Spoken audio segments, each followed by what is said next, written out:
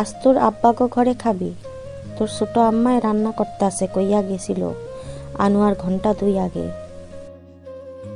আমি চোখ ছোট ছোট করে তাকালাম। আব্বাদের ইটের প্রাচীরের ঘরে সেই ছোটবেলায় আম্মা চলে যাওয়ার পর 2-1 বছর কেটেছে আমার।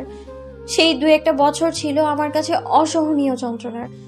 আমার প্রতি আব্বার তীব্র রাগ, ক্ষোভ আর ক্রোধের শিকার হতাম তখন আমি আর মিথি তখন ছোট্ট শিশু, নরম তুলতুলে ঠোঁট উল্টে আওয়াজ তুলে কান্না করে উঠতো আব্বার ধমকে।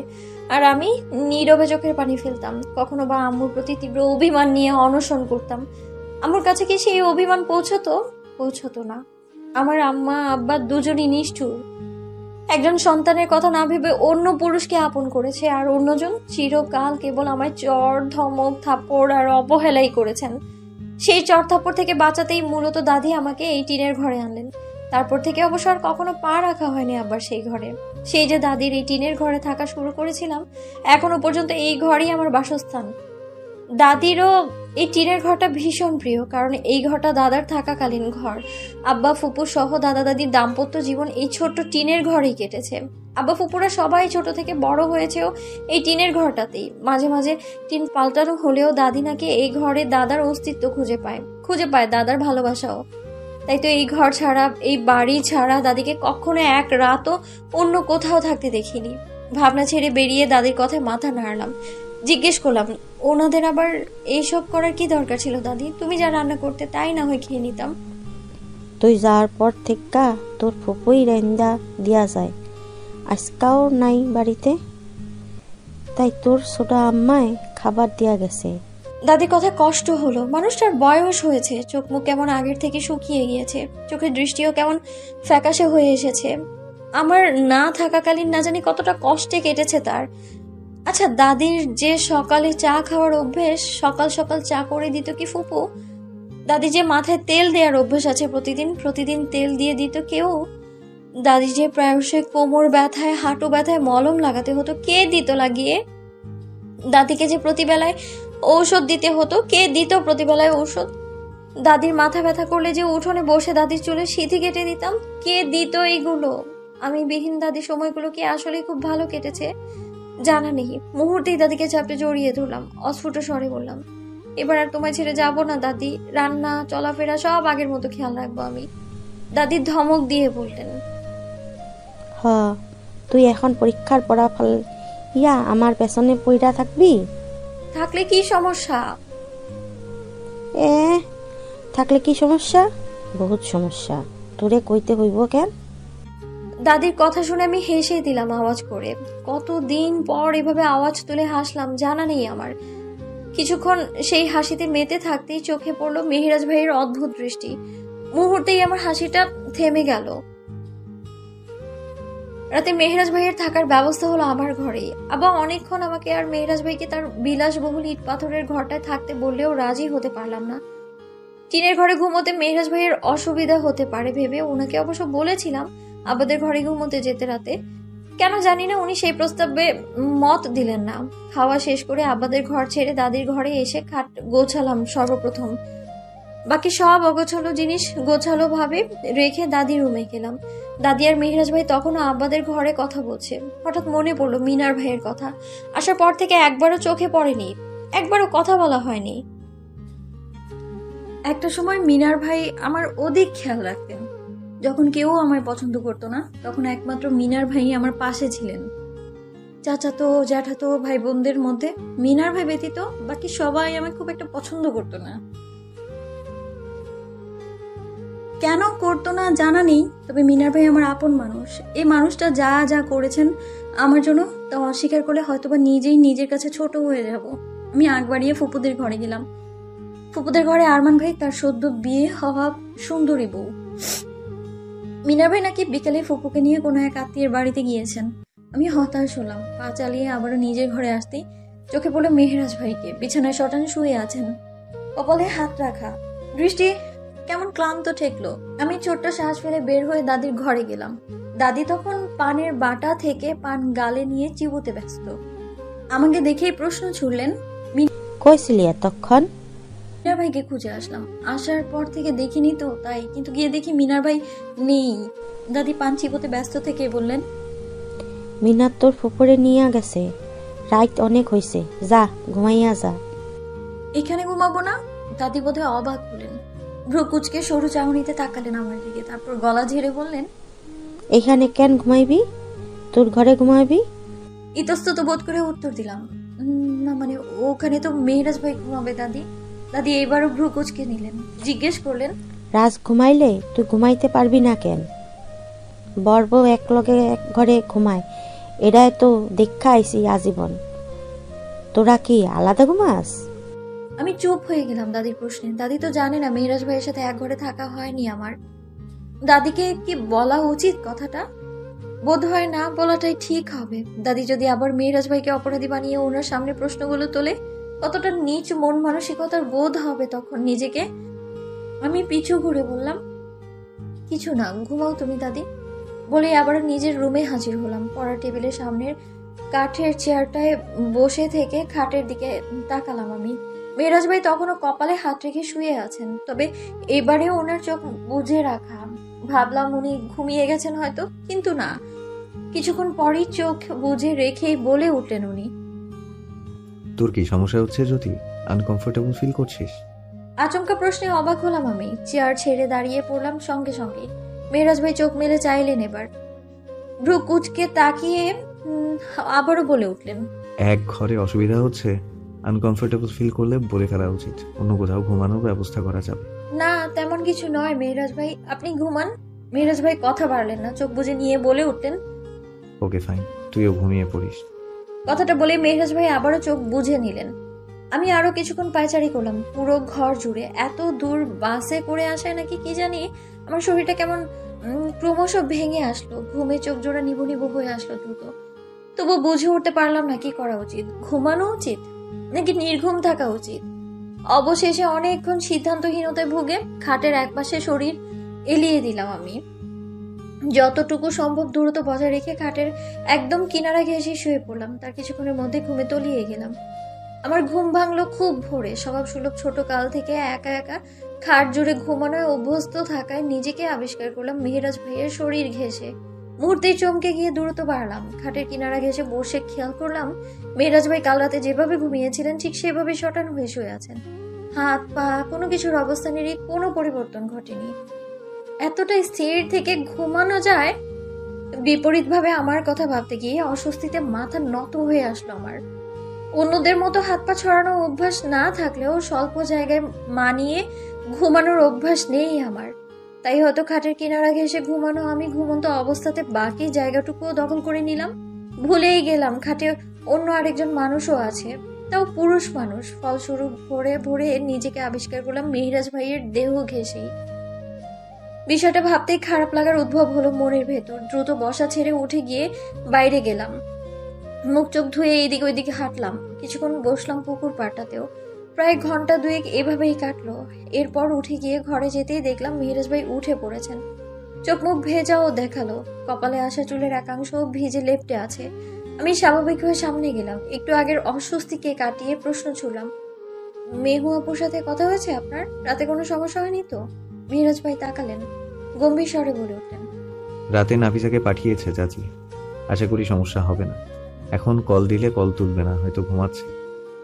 আচ্ছা। মেহরাজ ভাইয়ের সাথে আমার কথা ততটুকুই হলো সেদিন। তারপর উনি রওনা হলেন নিজ গন্তব্যে।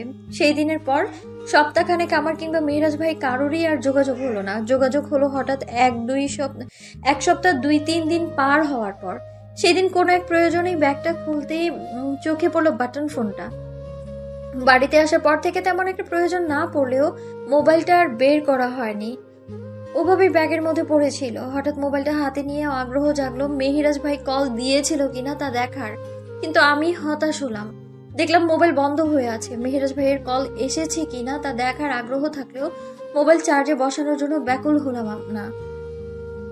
এমনিতেও ওনার জীবনে খুব একটা বিশেষ গুরুত্ব নেই আমার। আহামরি ভাবে আমাকে স্মরণ করে কল করবেন রোজ এমনটা হওয়ারও সম্ভাবনা নেই। হয়তোবা দায়িত্ব পালন করার জন্য 2-1 বার কল দিলেও দিতে পারেন ভেবে মোবাইলটা আবারও আগের মতোই ব্যাগে রেখে দিলাম। কিন্তু আমাকে অবাক করে দিয়ে সেই দিন বিকেলে বেলায় জানতে পারলাম আব্বার মাধ্যমে মেহরাজ ভাই আমার খোঁজ নিয়েছেন। বিষয়টা কতটুকু দায়িত্বের জন্য, কতটুকু কর্তব্যের জন্য তা জানা নেই, তবে আমার ভেতরে সুপ্ত ভালো লাগা কাজ করলো। সেই ভালো লাগা প্রকাশ না করার জন্যই আব্বার সামনে গম্ভীর মুখে দাঁড়িয়েছিলাম আমি। আব্বা গলা উঁচিয়ে আবারও বললেন, কি হলো, কি বলতেছি? রাজের সাথে যাওয়ার পর থেকে যোগাযোগ করেছিস? তোর মোবাইল আছে, আম্মা তো মোবাইল দিয়েছিল তোকে, যোগাযোগ করিসনি কেন? তা না করে মোবাইল বন্ধ করে রেখেছিস? ওনাদের বাসায় মোবাইলটা হাতে হাতে রাখতাম, কারণ দাদির কল আসবে এটা ভেবে, দাদির সাথে কথা হবে এই ভেবে সারাদিন অপেক্ষা করতাম। এখন তো সেই অপেক্ষা করার প্রয়োজন নেই আব্বা, তাই মোবাইলটা ব্যাগের ভেতরেই পড়ে আছে।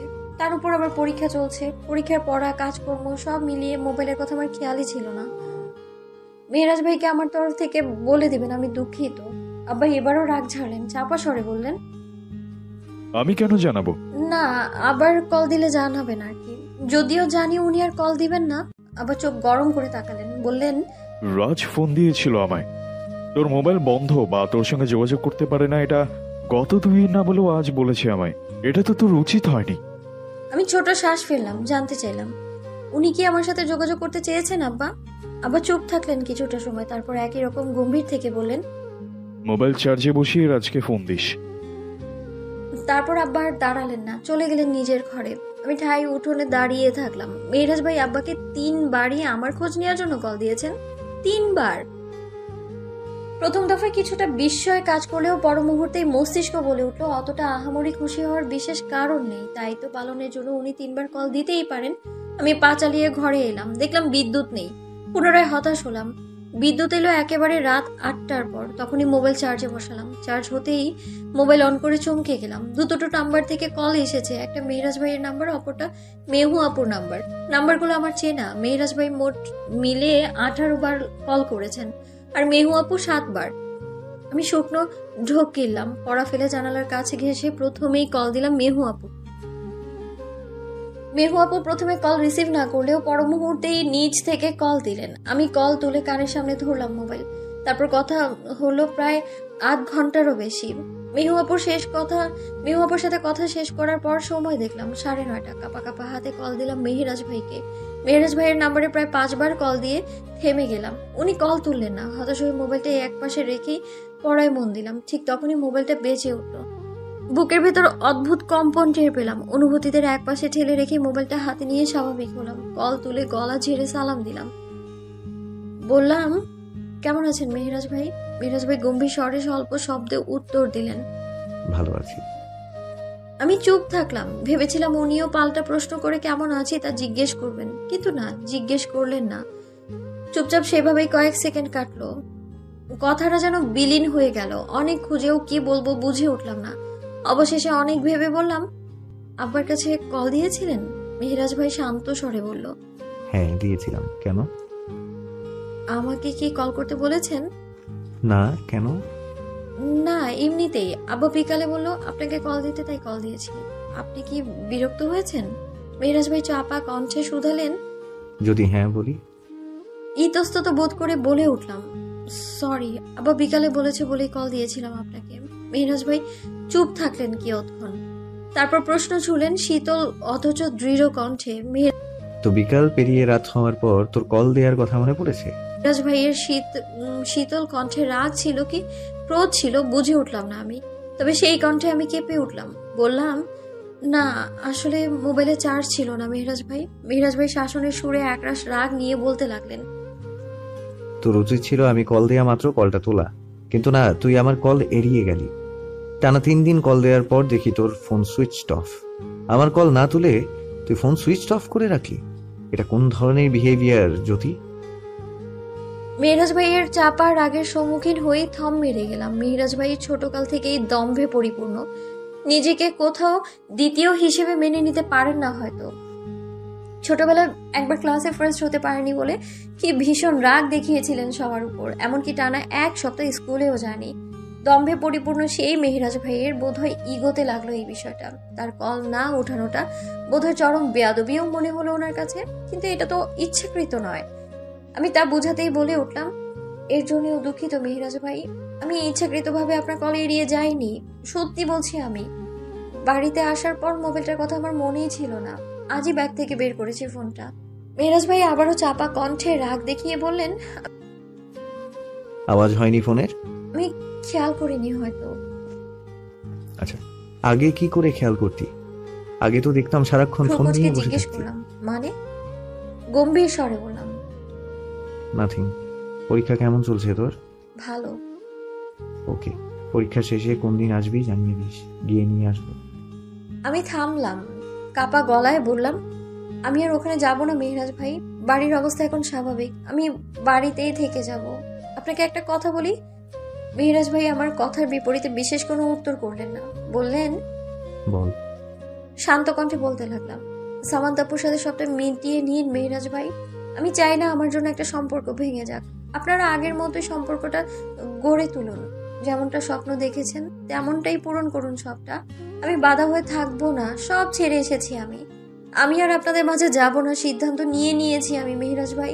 তবে একটা অনুরোধ রাখবেন, সব ছেড়ে দিলেও বিয়েটা ছাড়তে পারবো না আমি। এমনটা ভাববেন না যে টিপিক্যাল বাঙালি মেয়েদের মতো বলবো আপনাকে, আমাকে আপনার পায়ে একটু জায়গা দেন, তেমন কিছুই বলবো না আমি। তবে আমি চাই বিয়েটা না ভাঙুক। আমার আপনার বিয়েটা হয়েছে, আমি এই বিয়েটা মানিয়েও খুব করে। বিয়েটা ভাঙবেন না দয়া করে। মেহরাজ ভাই শান্ত স্বরে ছোট শব্দে উত্তর দিলেন। আচ্ছা। আমি আবারও বললাম, এমনটা ভাববেন না যে বিয়েটা ভাঙতে নিষেধ করার পেছনে অন্য কোনো কারণ আছে। আমি বিয়ের অধিকার নিয়ে আপনার সামনে হাজির হব, এমনটাও ভাববেন না। মেহরাজ ভাই বোধহয় বিরক্ত হলেন, কিঞ্চিত বিরক্তি দেখিয়ে বললেন, বারবার একই কথা ভালো লাগে না যদি, আর কিছু বলবি? না। মেহরাজ ভাই আদেশে সুরে বলে উঠলেন এবার। আচ্ছা, এরপর থেকে ফোন বন্ধ রাখবি না, কল দিলে কল তুলবি। রাখলাম। কথাটা বলে মুখের উপর কল রাখলেন মেহরাজ ভাই। আমি হতবিহ্বল চাহনিতে তাকিয়ে থাকলাম ফোনের দিকে। মেহরাজ ভাই কি এইসব আদেশ করলেন? কিন্তু কেন? আমার সাথে যোগাযোগ না হলেও বা কি হবে মেহরাজ ভাইয়ের? সময় চলে গেল খুব দ্রুত। মেহরাজ ভাইয়ের সাথে প্রতি সপ্তাহে 1-2 বার করে কথা হয়েছে এই কয়েক মাসে। সেই কথোপকথনে কখনো বা মেহরাজ ভাইয়ের রাগ কণ্ঠ, আবার কখনো গাম্ভীর্যের সম্মুখীন হতে হয়েছে আমায়। ওনাদের বাসায় না যাওয়ার ব্যাপারটা দাদিকে সেই বুঝিয়ে রাজি করিয়েছিলাম। ফলস্বরূপ দাদির আদেশ শুনে মেহু আপু বা মেহরাজ ভাইও খুব একটা জোর করেননি। এর মাঝে এইচএসসি পরীক্ষা প্রায় শেষ হতেই চলল। আরো 5টা পরীক্ষা বাকি, ব্যবহারিক পরীক্ষাও বাকি আছে। কাল বন্ধ, পরীক্ষা নেই। সেই জন্যই রাত প্রায় 3টে পর্যন্ত জেগে থেকেই ঘুমোতে গেলাম। সকালে উঠতে কিঞ্চিত দেরিও হলো আমার। তখন সকাল 7টা। দাদি আজ এখনো ঘুম ছেড়ে ওঠেনি দেখে অবাক হলাম আমি। এমনিতেই এই কয়েক মাস দাদির শরীরের অবনতি বাদে উন্নতির চোখে পড়েনি আমার। প্রত্যেকটা দিন কেটেছে অসুস্থতায়, কখনো প্রেশার লো, কখনো বা হাঁটু ব্যথা, কখনো কোমর ব্যথা, কখনো বা জ্বরে অসার অবস্থা। এই তো 7 দিন হলো তীব্র জ্বর দাদির শরীরে। এই যায় তো এই আসে। আব্বার চাচারা ডক্টর দেখিয়ে এনেছেন, নিয়মিত ওষুধগুলোও চলছে, তবুও দাদির জ্বর সারছে না। কাল আবারও ডক্টরের কাছে নিয়ে যাবে বলেছিল আব্বা। এর মাঝে অজানা চিন্তার মুহূর্তেই বিছানা ছেড়ে উঠে দাঁড়ালাম। দাদি যেমনই অসুস্থ হোক না কেন, শুয়ে থাকার মানুষ তো নন তিনি। তীব্র অসুস্থতায়ও তার হাত পা চলন তাকে সচল রাখতেই হয়। আমি দ্রুত দাদির রুমে গেলাম। দেখলাম ওপাশ করে শুয়ে আছে, বালিশটা তেলে চিপচিপে হয়ে আছে। কাল রাতে দাদির মাথায় তেল দিয়ে দিয়েছিলাম আমি, সেই জন্যই সব তেল বালিশে লেগেছে।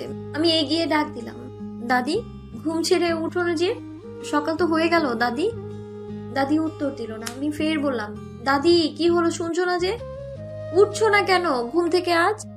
দাদি এবারও কোনো উত্তর দিলেন না। আমি হতাশ হলাম, পা বাড়িয়ে বিছানার এক কোণে বসেই বলে উঠলাম, দাদি জ্বরটা কি বেড়েছে? খারাপ লাগছে তোমার ভীষণ? কথাটা বলেই হাতটা এগিয়ে ছুঁয়ে দিলাম দাদির কপাল।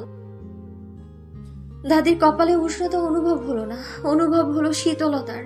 কি ভীষণ শীতল অনুভব করলাম দাদির শরীর। আমি হাতটা সরিয়ে নিলাম দ্রুত। অবিশ্বাস্য চাহনি রেখে আবারও কপালে ছুঁয়ে দিলাম হাতের তালু। এবারও বোধ করলাম যে দাদির কপাল ঠান্ডা, ভীষণ ঠান্ডা। আমি অস্ফুট স্বরে বললাম, দাদি তো তোমার কি জ্বরটা কমে গিয়ে? বাকিটুকু আর বলতে পারলাম না আমি। অজানা শঙ্কায় হাত পা কাঁপতে লাগলো আমার। নিঃশ্বাস যেন ঘন হয়ে আসলো মুহূর্তেই। মনে পড়লো মিথির মৃত চেহারা, মিথির শীতল শরীর, মিথির সেই নিশ্চুপ থাকা মুহূর্ত, মিথির সেই নিথর শরীর। আমার শরীর অস্বাভাবিক ভাবে কাঁপতে লাগলো। খেয়াল করলাম আমার ভেতরকার অস্থির উত্তেজনা। কাঁপা স্বরে বললাম, দাদি কথা বলো, দাদি কথা বলো দয়া করে, দাদি দাদি। আমার বুকের কম্পন অস্বাভাবিকভাবে বাড়লো, কথাটা গলায় আটকে রইল। এবার হাত পা কেমন জমে এলো দ্রুত, তবু চেষ্টা চালালাম নিজেকে নিয়ন্ত্রণ রাখার। হাত বাড়িয়ে দাদির নাসারন্ধ্রের সামনে ধরতেই আমি চমকে উঠলাম। দাদির নিঃশ্বাস প্রশ্বাসের অস্তিত্ব টের না পেয়ে আমি দমে গেলাম। এবার হাত সরিয়ে আবারও হাত রাখলাম একইভাবে, এবারেও একই উত্তর। দাদির নিঃশ্বাস চলছে না। অবিশ্বাস্য চোখে তাকিয়ে থাকলাম দাদির ঘুমন্ত চেহারায়। মস্তিষ্ক পুরোপুরি ফাঁকা হয়ে গেল। এক মুহূর্তের জন্য যেন সব থমকে গেল। বুকের ভেতর অদ্ভুত যন্ত্রণাময় ও কষ্ট অনুভব করলাম, তবে কান্না পেল না আমার। চোখ বেয়ে গড়িয়ে পড়লো না নোনতা পানি। শুধু স্থির চেয়ে থাকলাম দাদির দিকে। কঠিন সত্যটা মানতে কষ্ট হলেও কঠিন সত্যটা আমার অজানা নয়, তবুও সেই কঠিন সত্যটা আমি বিশ্বাস করে উঠতে পারলাম না মন প্রাণ থেকে। উঠে গিয়ে আব্বাকে ডেকে এনে বললাম, আব্বা, দাদি আজ ঘুম ছেড়ে উঠছে না কেন? দাদিকে বলুন না ঘুম থেকে উঠতে। আব্বা আসলেন, একে একে বাড়ির সবাই আসলেন।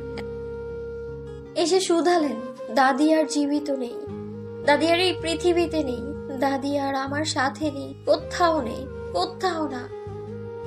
দাদি আমায় ছেড়ে চলে গেছে, এটা মানতে কতটা কষ্ট হলো জানা নেই। তার থেকে বেশি অভিমান হলো দাদির উপর। দাদি তো জানতো এই পৃথিবীতে আমার আপন কেউ নেই, থাকার মধ্যে শুধু দাদিই ছিল, তবুও কিভাবে পারলো আমায় ছেড়ে যেতে? একবারও কি বুক কাঁপলো না? একবারও আমার মুখটা মনে পড়লো না দাদি? সবাই স্বার্থপর, সবাই। আমি যাকেই ভালোবাসি সেই আমায় ছেড়ে চলে যায়। আম্মা ছেড়ে গেল, মিথি ছেড়ে গেল, অবশেষে দাদিও ছেড়ে গেল।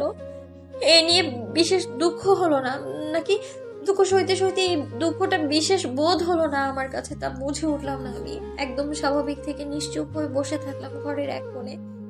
একে একে মানুষের ভিড় জমলো। কেউ বিলাপ করলো, কারো বা চোখে জোড়া দিয়ে অঝরে পানি ঝরলো। আমি সবাইকেই খেয়াল করলাম, নিশ্চুপে দেখে গেলাম সবার বাহ্যিক দুঃখ, কিন্তু কাউকে দেখাতে পারলাম না আমার অন্তরের দুঃখটা। কি ভীষণ যন্ত্রণা হচ্ছে সেই অন্তরে, কি ভীষণ জ্বালা ধরেছে। সন্ধ্যা হলো, ততক্ষণে দাদির দাফন সম্পন্ন হয়ে গেছে। আমার পাশে ফুপু, মেহু আপু, ছোট আম্মা সহ অনেকেই উপস্থিত তখন।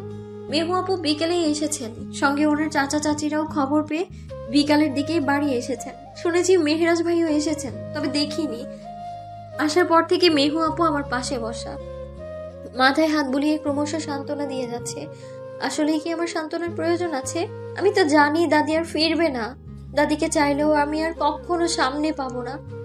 হাত দিয়ে দাদির চুলে সিঁথি কেটে দিতে পারবো না, মাথায় তেল দিয়ে দিতে পারবো না।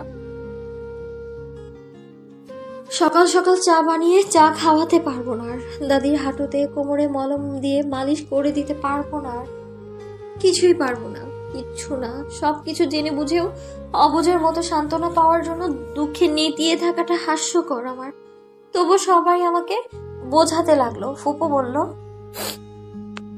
জ্যোতি, জানি তুই আম্মারে অনেক ভালোবাসতি, এমন পাথরের মতো জমে থাকিস না, একটু তো কান্না কর, নিজেকে এমন পাথর বানিয়ে রাখিস না জ্যোতি। এভাবে দুঃখ পেয়ে নিজেকে গুটিয়ে রাখিস না জ্যোতি।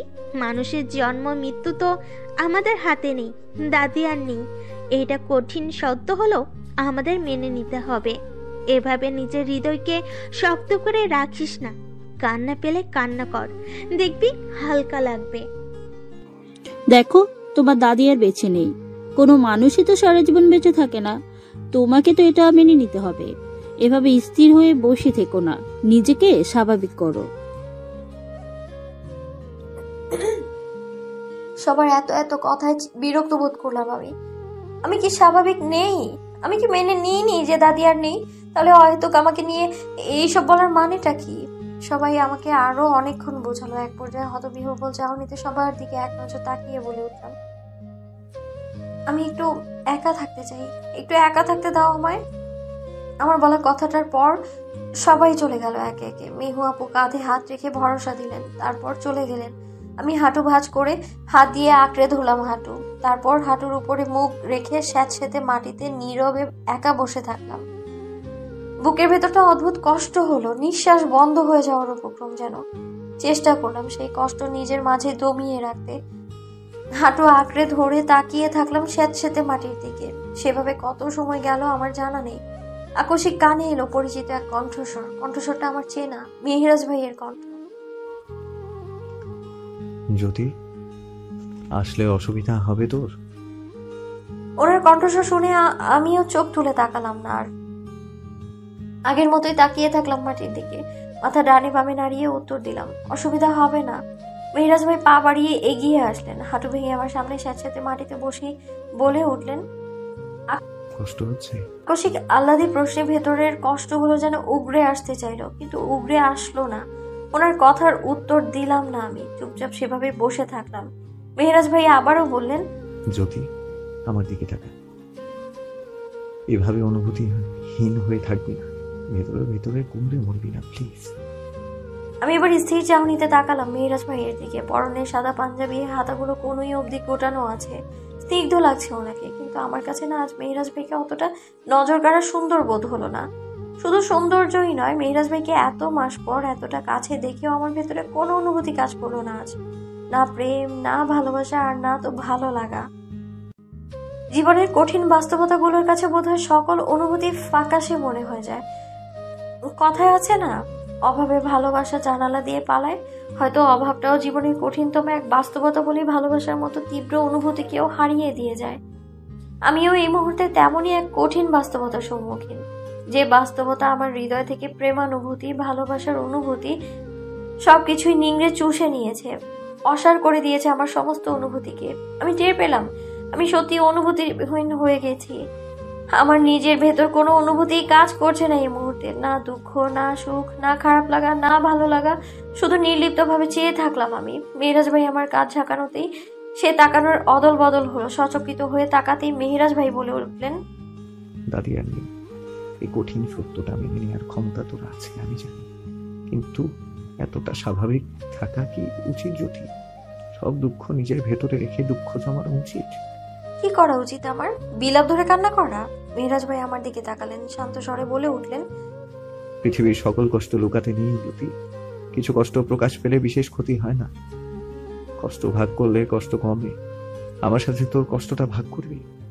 মেহরাজ ভাইয়ের কণ্ঠ শান্ত, নরম। শেষের কথাটা যেন হৃদয়ের আকুতি নিয়েই বললেন। আমার স্পষ্টভাবে তাকালাম আমি মেহরাজ ভাইয়ের চোখ জোড়ায়, দেখলাম আশাহত দৃষ্টি, দীর্ঘশ্বাসের অস্তিত্ব আর একরাশ চিন্তা। অস্ফুট স্বরে বললাম, না। মেহরাজ ভাই ফের প্রশ্ন ছুড়লেন, কেন? নির্লিপ্তভাবে তাকিয়ে থেকে বলে উঠলাম আমি, প্রথমে সবাই কষ্টের ভাগ নেয় মেহরাজ ভাই, আগলেও রাখে, পাশেও থাকে, কিন্তু একটা সময় পর আর কেউ থাকে না। কঠিন হলেও এটাই বাস্তব সত্য। মেহরাজ ভাই আচমকা আমার হাত জোড়া নিজের হাত দিয়ে আঁকড়ে ধরলেন, শীতল চোখে তাকিয়ে আশ্বাস দিয়ে দৃঢ় গলায় বললেন, মেহরাজ থাকবে, মিথ্যে নয়, সত্যি থাকবে। মেহরাজ ভাই এই প্রথম আমার হাত ছুঁয়েছে এভাবে। যাকে প্রণয় বুঝে ওঠার পর থেকেই মনে জায়গা দিয়েছে, সেই মানুষটাই পরম যত্ন করে আমার হাত জোড়া আঁকড়ে ধরেছে। যে মানুষটাকে কিশোরী বয়স থেকে ভালোবেসেছি, যে মানুষটাকে জীবনে প্রথম ভালোবাসা হিসেবে স্বীকার করেছি, যে মানুষটাই আমার হাত আগলে ধরে শীতল কণ্ঠে বলছে সে আমার পাশে থাকবে, সত্যিই থাকবে। এসবে বোধহয় আমার আবেগে আপ্লুত হওয়া উচিত, খুশিতে মূর্ছা যাওয়া উচিত, সুখ সুখ অনুভূতিতে চোখ টলমল করে ওঠা উচিত। কিন্তু আশ্চর্যের বিষয় হলো, আমার মধ্যে কোনো অনুভূতিই কাজ করলো না, কোনো বিশেষ প্রতিক্রিয়াই হলো না মেহরাজ ভাইয়ের হাতের আলতো ছোঁয়ায়।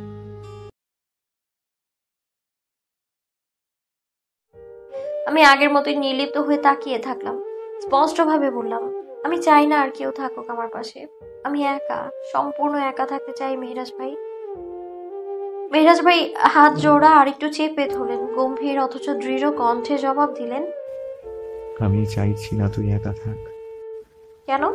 এতটা স্বাভাবিক থাকার কারণে ভয় হচ্ছে। এতটা স্বাভাবিক থেকে পরে অস্বাভাবিক কিছু করে ফেলবি। আচ্ছা, এতটা স্বাভাবিক থেকে পরে অস্বাভাবিক কিছু করে ফেলবি না তো জ্যোতি? আমি চাই এই প্রশ্নের উত্তরটা না হোক। তুই অস্বাভাবিক কিছু করার কথা মাথায় আনবি না। আমি শান্ত স্বরে বললাম, আমি বাচ্চা নই মেহরাজ ভাই, কোনটা উচিত আর কোনটা অনুচিত তা জানি আমি। মেহরাজ ভাই শীতল কণ্ঠে বলতে লাগলেন, সব উচিত অনুচিত আমরা জন্মের পর থেকেই শিখে ফেলি না জ্যোতি। আমাদের জীবনে উচিত অনুচিত শেখানোর জন্য একজন মানুষ থাকা প্রয়োজন। নিজের সুখগুলো ভাগ করার জন্য একজন মানুষ থাকা প্রয়োজন। নিজের মনের ভেতরের ব্যথাগুলো বলার জন্য একজন মানুষ থাকার প্রয়োজন। সবশেষে নিজের খেয়াল রাখার জন্যও একজন মানুষ থাকা প্রয়োজন জ্যোতি। এই পৃথিবীতে কেউই একা একা বাঁচতে থাকে না, বাঁচতে পারে না। দ্বিধান্বিত চাহনিতে তাকিয়ে আকস্মিক প্রশ্ন ছুড়লাম আমি, তাহলে কি মরে যাওয়া উচিত আমার? মেহরাজ ভাই শীতল অথচ দৃঢ় দৃষ্টিতে তাকালেন আমার দিকে। চোখ জোড়া দেখালো রক্ত লাল, মুখ দেখালো টান টান, চোয়ালো বোধহয় শক্ত হলো। আকস্মিক আমার হাতটা ছেড়ে দিয়ে উঠে দাঁড়ালেন, পকেটে হাত গুজে দৃঢ় কণ্ঠে বললেন,